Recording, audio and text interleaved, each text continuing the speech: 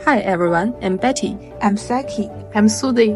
Today we are going to introduce 3 Wonder Women who won the Champions of the Earth Award during 2020 to 2022. The Champions of the Earth Awards recognize individuals, groups, and organizations that have made a transformative impact on the environment through their actions. To start with, let's take a look at their awards and honors. I'm Xiaoyuan Charlene Ren, and I'm the founder and director of MyH2O. Bueno, mi nombre es Nemonte Nenquimo, soy presidenta de líder de comunidad Waurani de Pastaza. Mi visión es de seguir protegiendo nuestro territorio en nuestra lengua. I'm Cecile Njebet. I'm a Cameroonian, and I was in charge of involving women into forestry activities. In China, there's about 60 million villagers that lack access to clean and safe drinking water, and that's the problem MyH2O is trying to solve. Women who produce not less than 70% of the food crop don't own land where they have to cultivate. In Africa in general, women don't own land. They don't have ownership to anything. They don't inherit from their parents because they are women. En la Amazonía. Los petroleros vienen a nuestro territorio a decir que el petrolera es como un desarrollo para el país, un cambio para apoyar en las comunidades, pero no va a perjudicar. Vienen con bonitas palabras que no se va a afectar en medio ambiente, ni el agua, ni alrededor de la selva. Pero es mentira.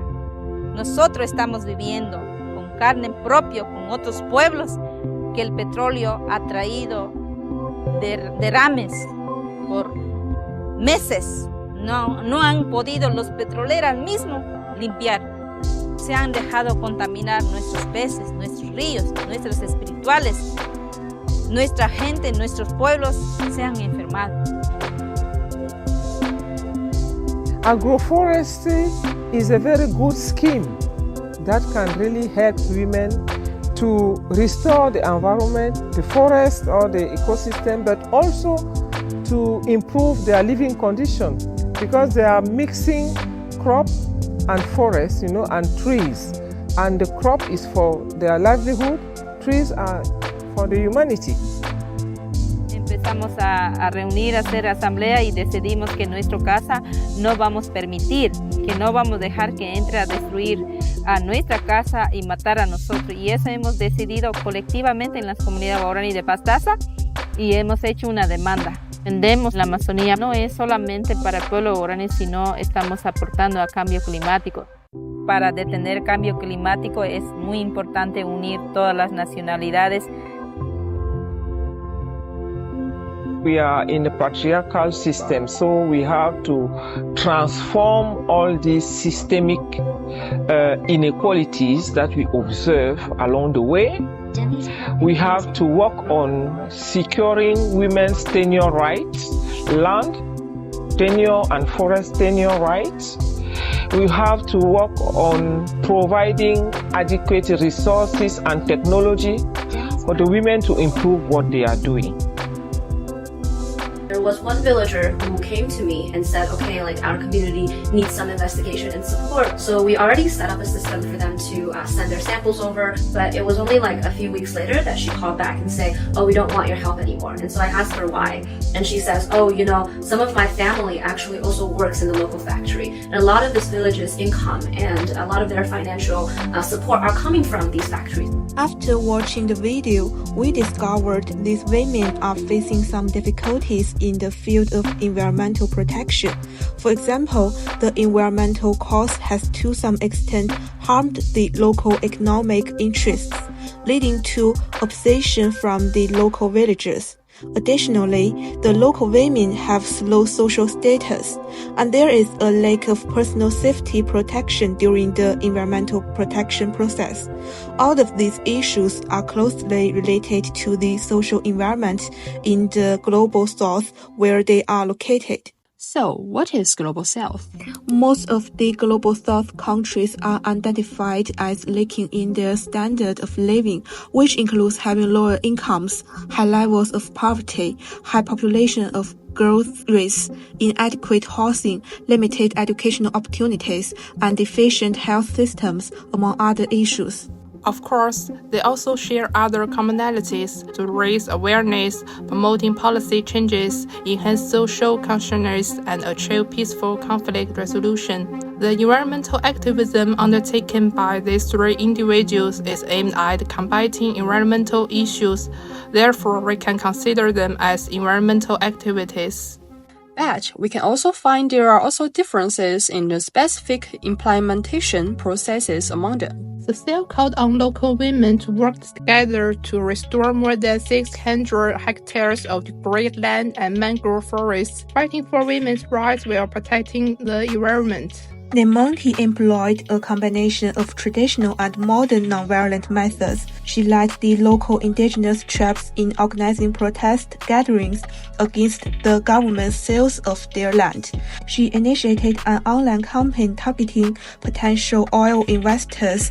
Ms. Ren uses technology to solve clean drinking water issues. MyH2O detects and collects groundwater quality from thousands of villagers in rural China, diagnoses water problems on a case-by-case basis, and logs them in an app so villagers know where to find clean drinking water.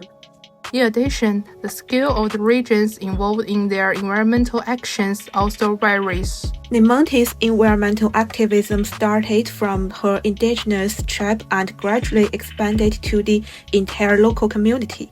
Ms. Ren recruits students, volunteers throughout China, and trains them how to test the drinking water quality. Cecile united women from more than 20 African countries to plant trees. So, what do you guys think are the reasons for the differences they generate? I think the differences include both individual and social reasons. From individual level, they have different educational backgrounds. Nemonte is an ordinary indigenous tribal woman who didn't attend university. Ms. Ren is quite different and acquired her master's degree of technology and policy and environmental engineering in MIT. As for Cecile, she holds a MSc degree in social forestry from Wageningen Agricultural University in the Netherlands. Besides, they grew up in different family backgrounds. They have been influenced by different thoughts and cultures. Nemonte has a 4-year-old daughter and wishes to provide her with a peaceful and joyful life in the tropical rainforest. Since her childhood, Nemonte has heard stories about this land from the elder women in her tribe, which instilled in her a deep respect and love for the land. Ms. Ren grows up in Beijing, China, and always goes back to rural China. Therefore, not only did she grow up with an elite education, but she is also very aware of the situation on the ground in rural China. In high school, she became involved with Roots and Shoots, a youth education program established globally by scientist Jane Goodall, and made her want to explore connections beyond people, which became the starting point of her environmental protection journey.